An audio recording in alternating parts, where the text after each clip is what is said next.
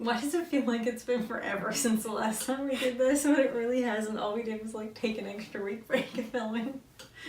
It's been a little while though. It has. Well, since before the convention. Yeah, since like 3-4 weeks. So it's a bit of a break. Longer than I thought. Do you remember how to do the intro?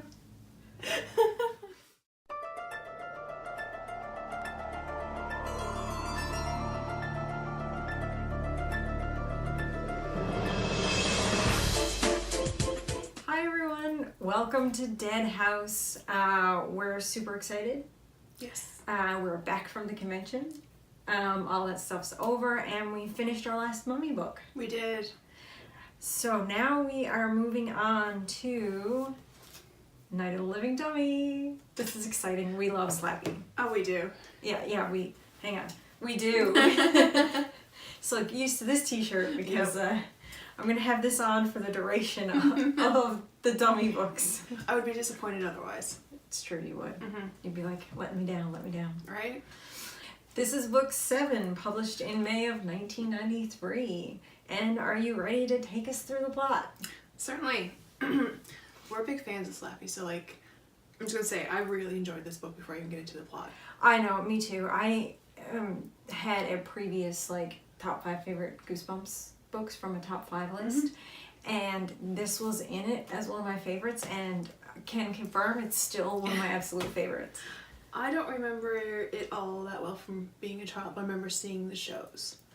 I remember the book more than the show, and I especially remembered the second book, but we'll get to that when we get to the second book.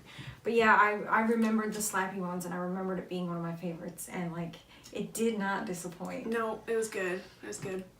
I'm going to apologize first of all because I'm going to call Lindsay throughout this, and it's something that I tried to correct myself when I was reading through and it didn't work, so I will try not to fudge up the names. Yeah, well, there's a couple places where I accidentally wrote down Liddy as Linny, and so there may or may not be some of that from me as well. Awesome. I won't be alone.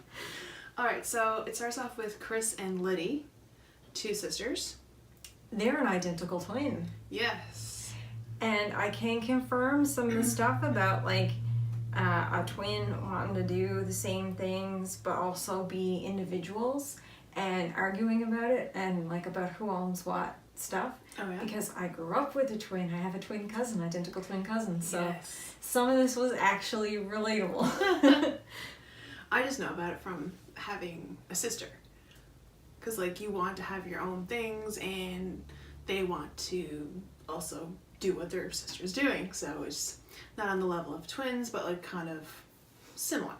Yeah, it's basically the same, I think. Yeah. So they go outside to ride their bikes.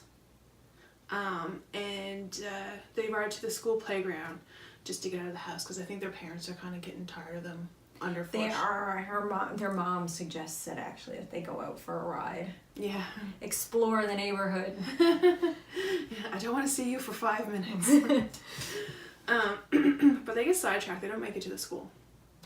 They get sidetracked by the house next door that's being built. So there's a lot of commotion going on. There's a house basically across the street, and it was torn down in the winter. And now they've started to rebuild it, so the foundation's been poured and the walls have been gyprocked, so it's actually a nice ways along. And that's something really interesting, especially for kids to see, because it's not something they see every day. Yeah. Yeah, so they get sidetracked. So they go inside to poke around, because the house is open. Yeah, they're nobody's around, let's just see what it's like when a house is being built. Right. Until they hear a noise. And it's funny because as they're getting ready to go in, they notice, there's a squirrel and all this kind of stuff, and then they hear a sound, and it sounds like footsteps, a soft pit-pat running, and it could be a squirrel, they think. Could be. So they leave the house. They're kind of done there now. Yeah, and it was so funny because they get freaked out by the soft footsteps. And they make a point of mentioning, it's page 6, they're warily watched by this squirrel as they go in, it's a conspiracy or something. The squirrels are out to get them. Oh my gosh! So when they leave the house, they see a dumpster. And Liddy finds something of interest in that dumpster. And Chris thinks it's a child from the distance because she can't get a good look at it. Yeah, and that's the first jump scare thing at the end of the chapter is she freaks out for a second because she thinks it's an actual child, which is weird. Like, why wouldn't you just assume it was a doll? That'd be my first assumption. But she's just like, oh my god, a child. Goodness. But upon a closer look, Lindy corrects her and says it's a dummy. Because Liddy is the one who found her.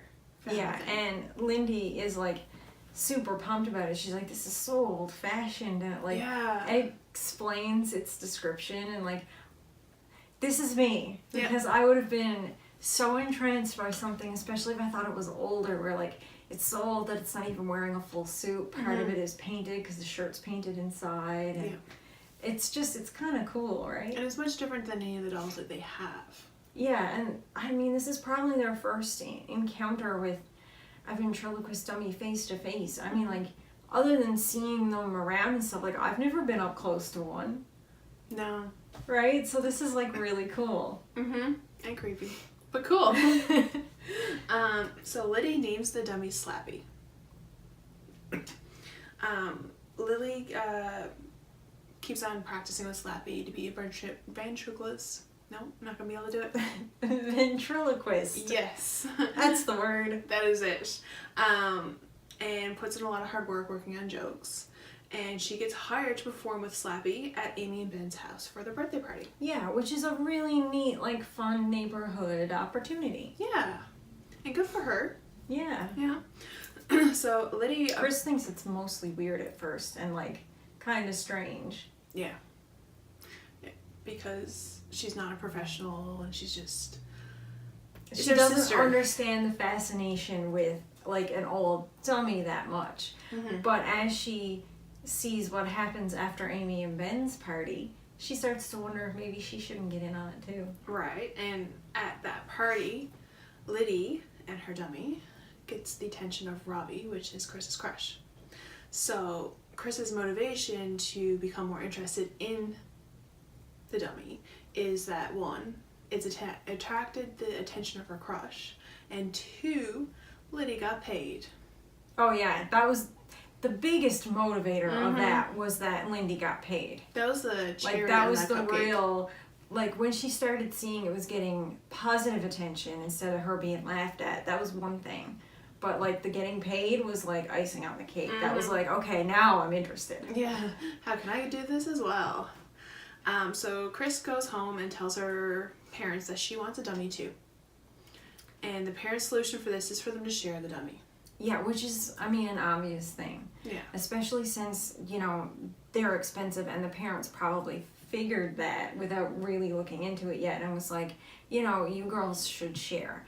And like most sisters or siblings of any kind, really, having to share with your sibling is not really an ideal situation. No.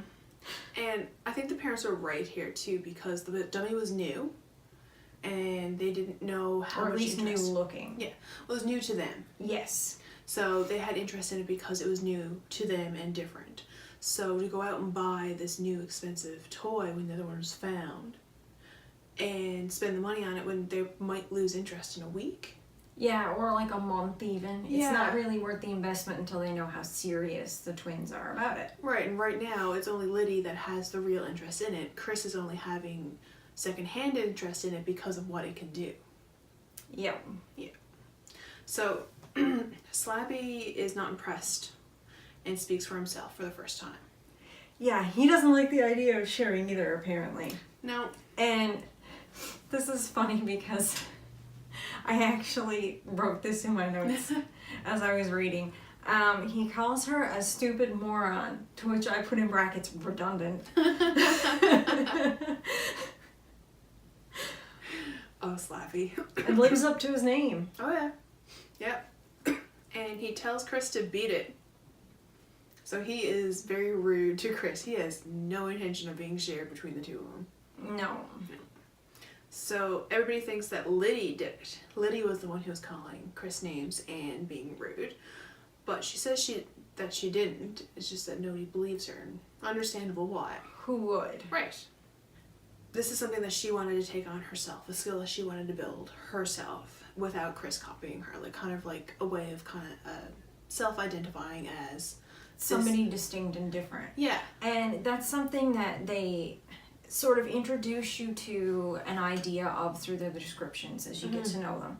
Because where they're identical, they make a point of saying, you know, Chris has her hair chopped extra short, whereas Lindy has it very long. And I think that's part of trying to make a distinct look for themselves, even though they look so much alike. Yeah, to be a little bit different. Yeah, for some to reason. be their own individual.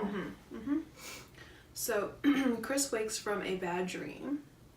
She has a nightmare that same night that she's being Yeah. chased by the dummy that slapped her.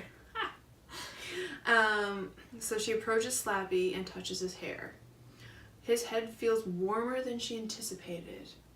So this could be all in her mind because she's still half asleep after having a nightmare, or it could actually be because the doll is, well, Slappy. Yeah, and they say it's been like kind of clammy lately, and you'd be extra clammy, especially at 3 o'clock in the morning waking up from a nightmare. Yeah. So it's still within the realm of possibility that, you know, it's not really true. But at the same time, when she wakes up and sees him just sitting there sort of facing her in her sleep, it's a bit bizarre.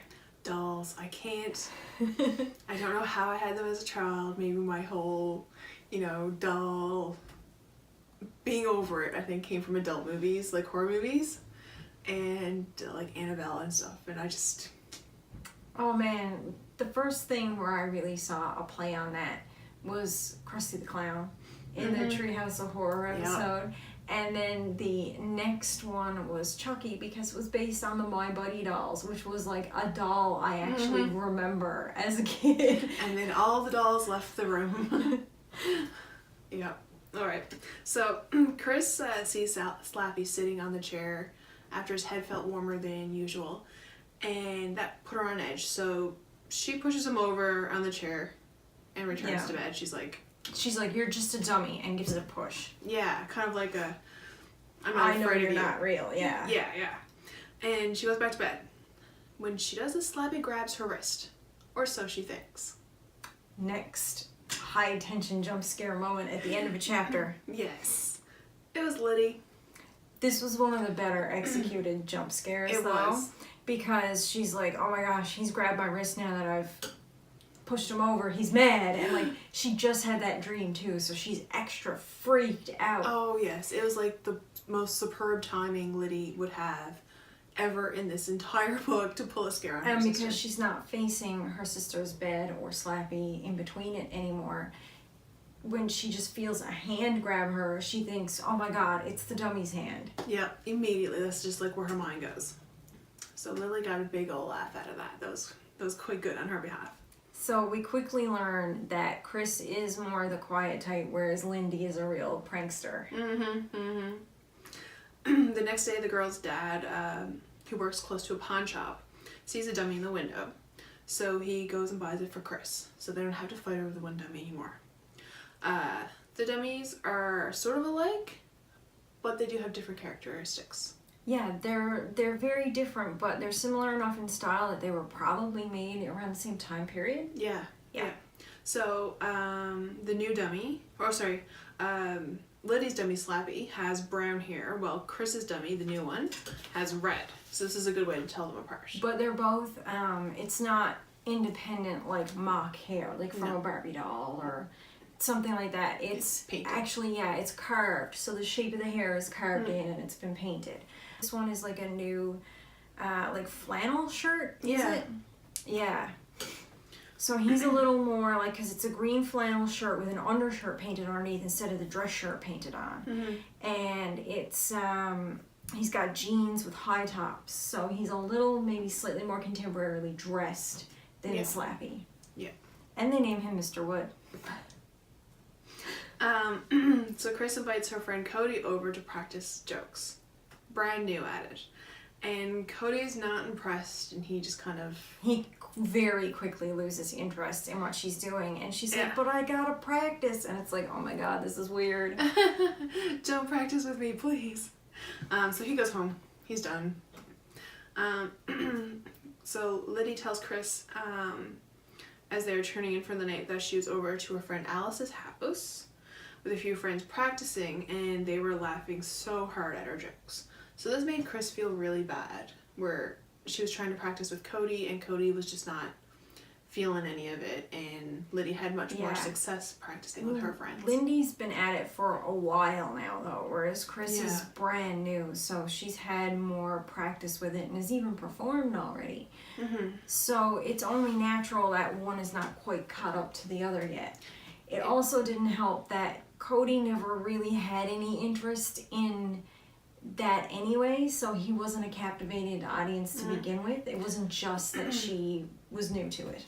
And I go back to Liddy's the one who had the interest in it, so she's probably putting in more effort to fine-tune her act, while Chris is only picking it up because her sister has it, because of the attention that it got, and because she can make money doing it.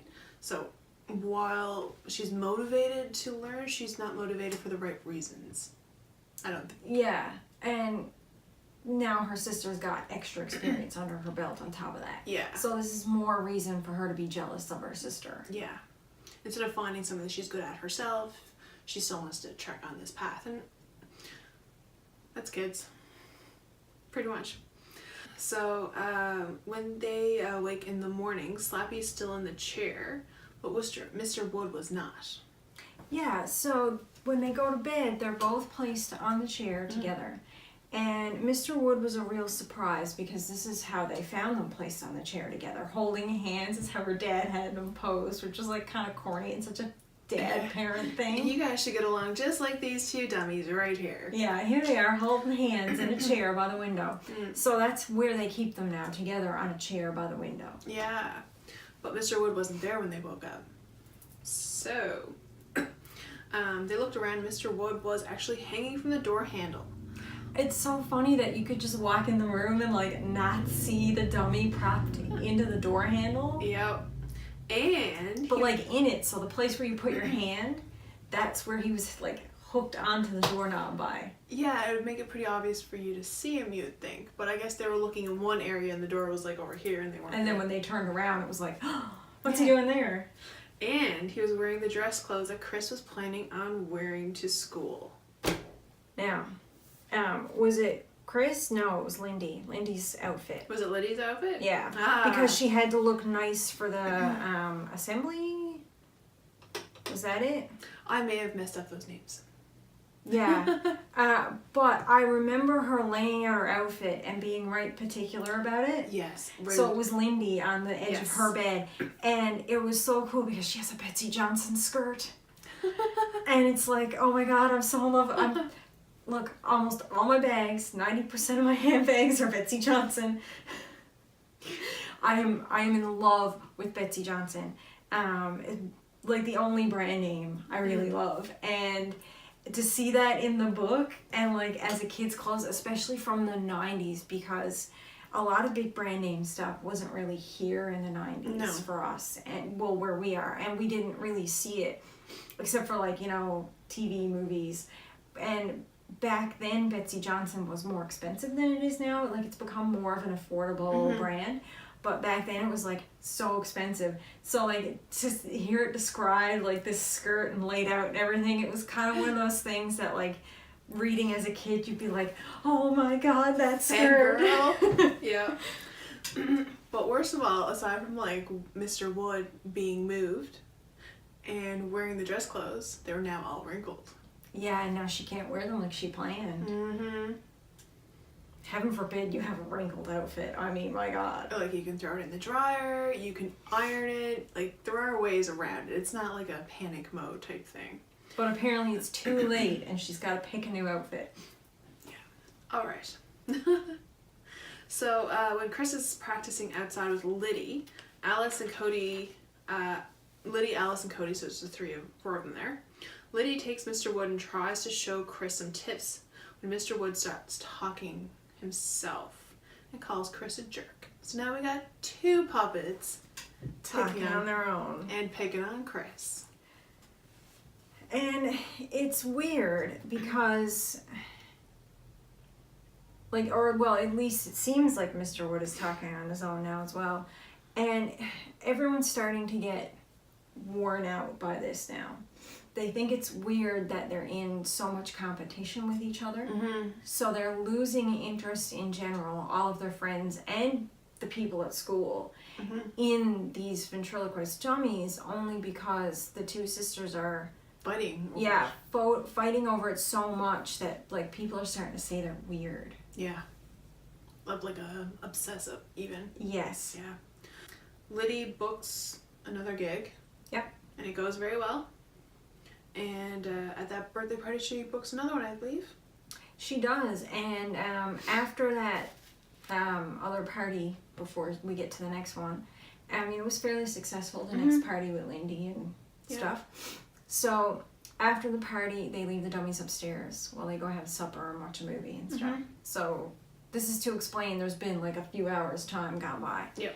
And when they go to get ready for bed, they find Mr. Wood and Slappy in a compromising position together. Yeah. Slappy is upside down with his clothing in shambles. The part of it that moves. Restrained by Mr. Wood. Yeah. Mr. Wood is strangling him. This scares the both of them. Yeah, they don't know what's going on. No. And so they go tell their mom right away. And by the way, their mom has gone to bed and is reading Stephen King. Side note. That was me fangirling in that book. You had the Betty Johnson skirt, I had the Stephen King novel. I mean, a bit of both there, really, Yeah. because I noticed that right away, too. I was like, she's reading Stephen King. Yeah. So they tell their mom what's going on, and their mom doesn't believe them and thinks that they're just competing. Yeah. Because that's all they've been doing. And she's like, girls, like, I'm sick of you arguing. Take care of it yourselves. Yeah. I need to get back to my Stephen King. Pretty much. So Chris continues to have nightmares about the dummies. And when she awakes, the dummies are on the chair with Mr. Wood's arm around Slappy. Yeah, so after, I guess, the warnings from their mother, which they're talking about, work it out yourselves or I'll take them. Mm-hmm. They wake up the next morning to see Slappy and Mr. Wood, arms around each other, sitting right nice in the chair like they're best friends. But this is really out of place because Mr. Wood was put in the closet before they went to bed. She knows. Right? So how are they both out on the chair now? Right. So now that we've had him locked in the closet and then they're back to being friends, they act normal for a while. Mm-hmm. We don't see anything else really from the dummies. But Lindy gets this huge news that she's going to be on TV. And she's so excited. And because she's gotten further now than Chris, and Chris has only performed at 1 birthday party, and Lindy's done 2, and now she's going to be on TV because someone important saw it, Chris wants to practice extra hard. So she goes to practice with Mr. Wood, but can't help but get angry while she's practicing and goes into this like complete rage about how Lindy's getting so much attention and kind of blames it on Mr. Wood and throws him. Mm-hmm. Then right after she feels bad about it and apologizes to the inanimate object and goes back to practicing with him on her knee. But yeah, I think the damage is absolutely already done. So then Lindy hears a soft thud in the night after that happens. And it wakes her up because she hasn't been sleeping well with the news about the TV. And, TV program, I should say. She's very anxious. And she sees a dark figure in the doorway. She's not sure what's going on. She thinks it's her sister. And so this like raspy voice whispers at her that they're just going to get a glass of water. So she's like, oh, that has to be Chris up in the middle of the night. So she just lies back down and goes back to sleep. And as she's finally fallen back to sleep, she suddenly hears Chris screaming. And when they walk into the kitchen, the fridge door is wide open. Mr. Wood is sitting in the middle of the floor, and all of the contents of the fridge, the food, the drinks, everything is sprawled across the floor, along with, is it Chris's jewelry? Yes. Yeah. So Chris collects these little bits and bobs, pieces of jewelry, and it's like trinket stuff, right? Yeah. And they're all mixed together, all on the floor, so they don't know. Covered in food. Mr. Wood's in the middle of the floor, covered in food. Yep. It's an unholy mess. Yeah. And their mom sees the mess and just doesn't believe the girls when they say that they didn't do it. In fact, she says she's getting rid of both the dummies. Like, that's it. It's done. Yeah. So Lindy's like, no, we'll both, because neither one of them would confess to doing it. And they were like, you know what, we'll both clean it up. Mr. Wood goes back in the closet. Yeah, and so they say how they get to keep the dummies is they promise their mother, because their dad's away, they on a business trip, so they promise their mother they are both going to spend the rest of the night, all night, clean up the kitchen, make it immaculate. And they promise that nothing like this will happen again. Right. And because they do that, the mother lets them keep the dummies. So now this is when she confesses, because Chris is terrified and she doesn't understand how it happened. Right. So she's crying on her bed, and that's when Lindy comes over and says, it was all a big joke by me. She takes the rap just to kind of ease her sister's mind, because she can see her sister's terrified, I think. Yeah. And this is what we both think in this, because we have some theories about this, on account of how Lindy was asleep when Chris finally does get up and scream and find everything in the kitchen. Yeah. So was it really Lindy getting up to get a glass of water with a raspy voice in the middle of the night, or was it Slappy? So a few days later, when Chris is preparing for the music concert. Yeah, because now she's been so mad with her sister that she stopped talking to her. And she's decided she's going to practice extra hard, and that pays off, and she gets a spot in the school talent show. And at this point, she finds a note in Mr. Wood's pocket. While she's rehearsing, yeah. And it's written in what she calls another language. So like kids do, she read the note out loud and continued on, even though the dummy appeared to blink. Yeah, she thinks she sees him blink, and she's like, nah, it's fine. Yeah. Nothing ever good comes from that. So while performing for the Millers, the parents' friends who came over after being strongly encouraged by their parents, Lindy's act was really funny, but Mr. Wood stole the show. He made very rude remarks to the Millers, completely embarrassed the parents and Chris, and Chris gets grounded for 2 weeks. Yes, so she's basically grounded until the talent show. Pretty much. And at the talent show, while adjusting the microphone, Mr. Wood starts voicing his opinion once again. Yeah, so this is where we're introduced for the first time to the music teacher who is putting up the talent show. We had no other description of her or anything else until this point. And Mr. Wood's joke style is fat jokes. Yeah. Got a problem with this one. Yeah.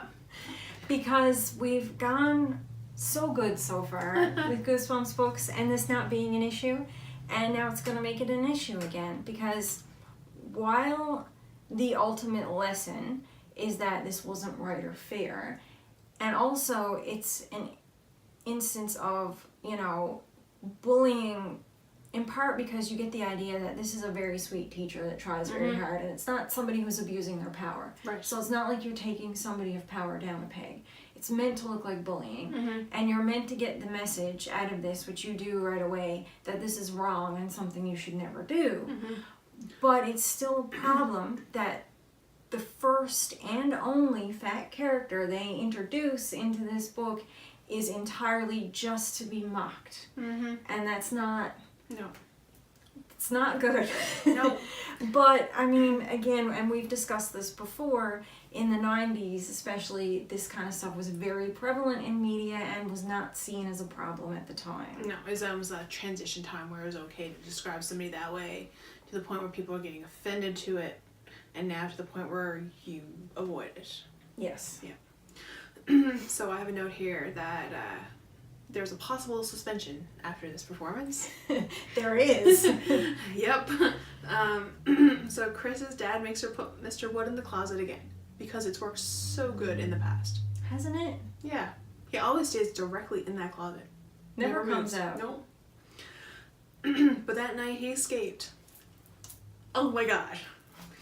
Also, after he insults the teacher, we didn't mention he like spews this weird green goop all over the front 2 rows of the audience out of his body from God knows where. And why is it that much? And how is it that much? And I don't have that noted here, and I was thinking that's when that happened. Yeah, that's when that happened. I was like, that's and a big it thing describes for me to it. This is why she's almost suspended on top of the insulting, because like the entire like front couple rows of the audience at the school just get absolutely soaked in this green gunk that just comes from everywhere, and it's so much gunk it's hard to think there's not a hose like pumping directly through this dummy, and all I can think is how big is this dummy's stomach? Just what's going on here? So when Mr. Wood escapes, Chris hears him. Yeah, and she wakes up from the sound. Yeah, and they have a battle on the stairs. Like she is. Yeah, she follows him and sees he's awake. And then tackles him. Yeah, Done. and they have a great big fight, and it wakes Lindy up. Mm-hmm. And she's like, Lindy, he's alive, come see. Like, yeah. So Liddy tries to explain that Chris was having a nightmare. You know, she's just fighting this dummy, and it's all in her head. No, the minute I get up, he's going to start moving. Yep. And that's when Liddy goes to get the parents. Yes, and that's when she starts to struggle a little bit more with him on the stairs, and she tackles him again while Lindy's gone to get their parents. Mm-hmm. And the dummy tells Chris that she brought him to life, which means by reading the paper, and that means that she is his slave. Which means he wasn't alive up to this point. So why was he talking and calling her a jerk before? This is where I have a theory that some of that was Lindy, who had become a very good ventriloquist and was imitating the voice. And I think the initial instances of Mr. Wood talking before the paper Was Liddy. Yeah. So Chris gets the idea that if she reads the paper again, Mr. Wood would go back to normal and won't be alive. It's not really. And the parents are furious. Absolutely. Because he's gone limp and they don't believe him or that the dummy is real. Why would you? Yeah. Right? So she said, this is the ticket now. I'll fix it by rereading the paper. Mm-hmm. So both Liddy and Chris put Mr. Wood in a suitcase. Lock him up. Yep. And she goes to reread the paper, and he calls them an idiot. That's the words to wake him up, not put him back to sleep. If you're going to do this right, girls, you have to read it backwards. Just so then they start trying to figure out how they're going to get rid of him. Yeah. And they start coming up with ideas like throw his head off. Yeah. And I believe they end up throwing him in a pond or something. Yeah, but first they open the suitcase and keep him pinned while they open it and try to pull off his head. And it doesn't work. It doesn't work, it won't come off. Mm-hmm. And he bites Chris while they're trying. It really doesn't work. So they shut him back up in the suitcase and shove it in the closet. And that's when they hatch the plan to bury him at the construction site. Mm-hmm. Yes, they bury him, not throw him in a pond. And they go out in the night and they dig a hole and they bury him deep. They think. Yeah, they think. Because there's a big, huge mound of dirt that they've been describing since the beginning of the book in this construction site where they're landscaping. So they think if they dig a hole in around the edge of this big pile of dirt, then it's even more dirt for him to have to get through, and so it'll keep him trapped. Thinking he has to dig it out instead of out to a side. Yeah. Yeah. But much to their surprise, Mr. Wood was sitting at the kitchen table when they went down the next morning. Minus the suitcase and everything. Like, this dummy is Houdini. How did he get out of this? Houdini is jealous of this dummy. They're really shocked at that. That kind of just like... Yeah. And it was a real mood when they went to bury him, too. Yeah. Because this is another example of the weather and, like, atmosphere kind of changing. So, like, the sky, they say, is, like, this purplish sky. But as they go to bury the dummy, it clouds over and the moon, like, so the moon is covered. So the purple night sky turns this, like, deep black. And it's really damp out. And sets the scene. Sets the scene for a burial. Yeah. When the parents go shopping, Liddy sees Mr. Wood starting to choke their dog. And that's the punishment that the girls are getting, seeing that they're... For not being his slave. Yeah. And for burying him. So that's when they think, okay, this is big trouble. Yeah, so, like, he's not going to take out his vengeance on them. He's going to attack the people they love and animals. So they figure, while the mom is out, this is what they're going to do. Mm-hmm. They're going to not only clean up the kitchen like the mother expected them to do from seeing a dirty dummy left around. They are like, we've seen the construction next door. We're going to get him. We're going to take him out and, like, destroy him. Right, and now at this point, the construction scene is coming to life. There's more workers around. So they fight with the dummy. They give everything they got. He keeps going after the dog. And the dog gets out, and so does the dummy. And they're all chasing out after them. Right. And they see the steamroller moving, and they get an idea. The idea is to grab him and toss him in the path. But while they do that, he escapes. So, like, their plan of getting him rolled over is kind of foiled because he's like, haha, I'm going to run in the other direction. But he doesn't see the other steamroller. And gets crushed. And the driver gets a fright because he feels it getting crushed under the steamroller. So he thinks he ran over a child. Yes, and they apologize. And at this point, they've, got their dog back and everything. And they're like, we're so sorry, we were chasing after our dog and we won't let it happen again. Yeah, you just ran over a doll, it's fine. Yeah. The R.L. Stein famous jump scare at the end of the book. Yeah, is now the sisters have made up. Yep. They've defeated this evil dummy. Yep. They're back home. They think everything's fine. Lindy goes to the bathroom, is it? I got Chris goes to the room to change. Yes, so Lindy must have gone to the bathroom or something, and Chris goes upstairs to change, and she notices the window's been left open in their room. And Slappy grabs her arm. Yeah, she leans over to, like, close the window. He grabs her arm, and he says, "Hey, slave, that other guy gone? I thought he'd never leave." So, here comes my big theory for this book. Okay. So, my big theory for this book is that all the other stuff, like, other than Lindy, we know she's a prankster and she wants to play a bit of a trick on her sister. I think at least some of the initial, like, voice stuff Mr. Wood did was actually Lindy throwing her voice. But there's all this evidence where throughout the book, Chris is saying, well, how did you get so good? Because when she starts researching and, like, actually looking up joke books and different things at the library, she's like, where do you get your joke ideas? Everything's so original. She says, oh, Slappy told me. But also, I work really hard. So, I think this entire time, Slappy has been alive. But the incarnation wasn't red for Slappy. That we saw. Yeah, that we saw. How did the piece of yellow paper, after having Mr. Wood for a while, suddenly end up poking out of his coat pocket? So I think Slappy put it in there. So Slappy was brought to life before he was found in the dumpster and had paper in his pocket, and when the other dummy came in, he slipped it in the other dummy. Yes. Okay. As a way to get rid of him, because Slappy was staging things with Mr. Wood. I think Slappy staged the door thing with the skirt and outfit. Yep. I think Slappy was the one who went downstairs and put Mr. Wood in the middle of the kitchen and did all that stuff. I think he was trying to get rid of this other dummy that he thought would be competition. Yeah. And he didn't like the competition that was going on between the sisters, and he wanted to be the star.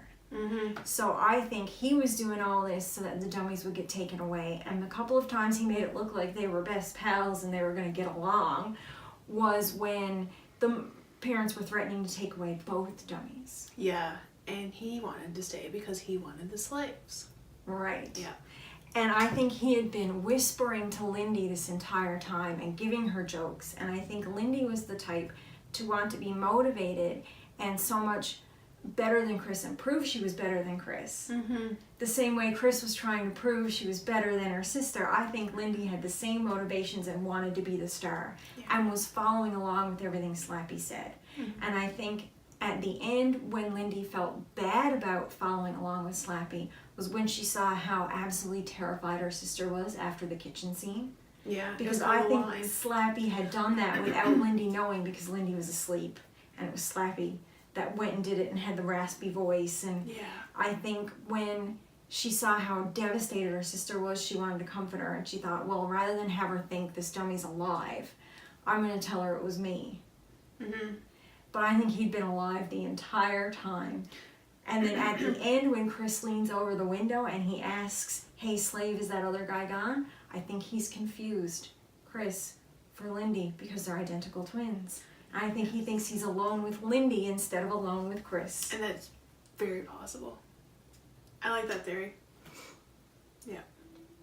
So what did you think? I really like this book. What's your favorite part?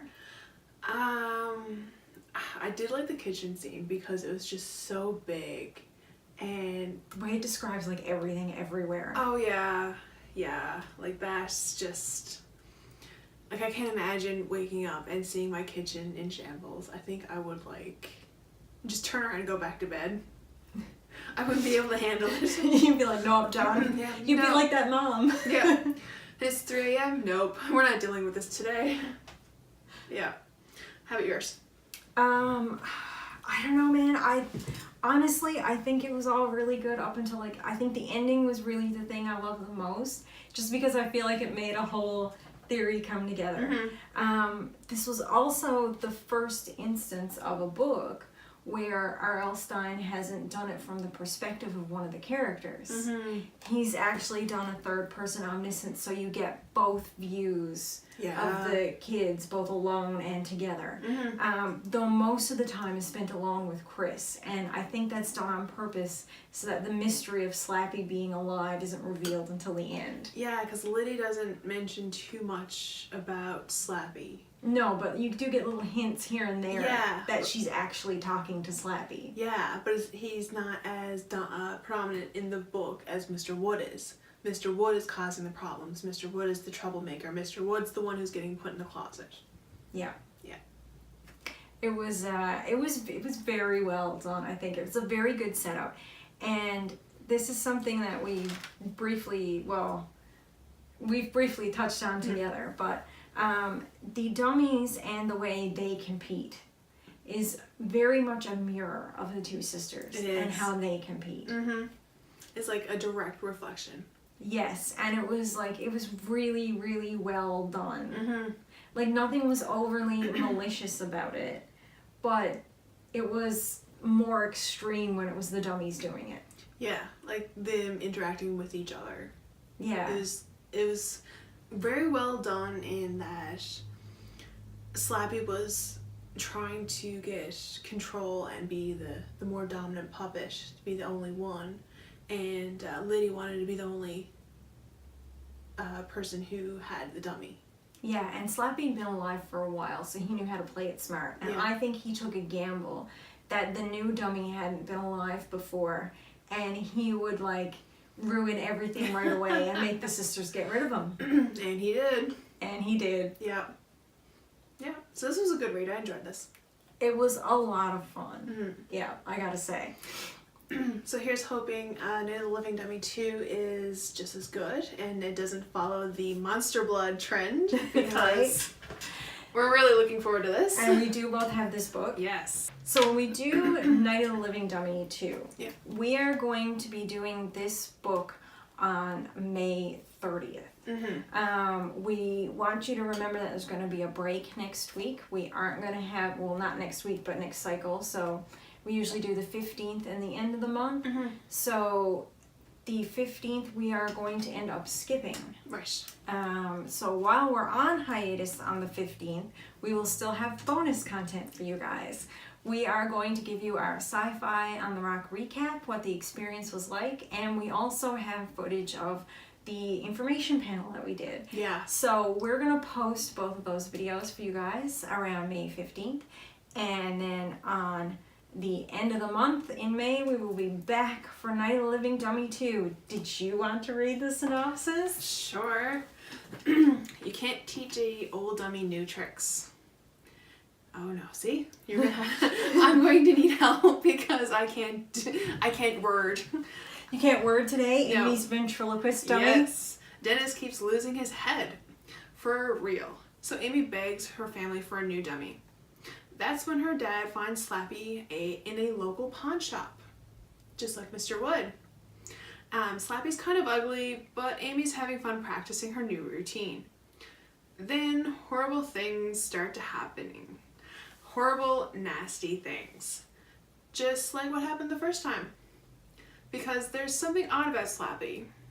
Something not quite right. Something evil. Dun dun dun! And even just looking at the cover of the book, he is sitting kind of like askew in a position Yeah, that's like, with his mouth open, big grin, and the two stuffed animals are like terrified. Yeah. Looking at him. I'm excited for this one too. I hope it's not like Monster Blood and it just doesn't roller coaster down. Yeah, because the Mummy books actually got a bit better as they They went did. on. So I'm hoping this follows that trend, and we're going to be really excited. Yes. Jen, where can everybody find you online? I'm at Coffee with Jen with one N, and you are? I'm a glitter macaroon with 1 T and 2 O's. We make it really easy. Yeah, and if you need to reach us on Twitter, do it with the hashtag GBC Ghost Next Door. We're always checking. So join us again at the end of May, and until next time, reader beware. You're in for a scare.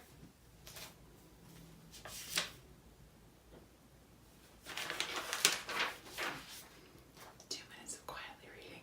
I know. Amazing YouTube content.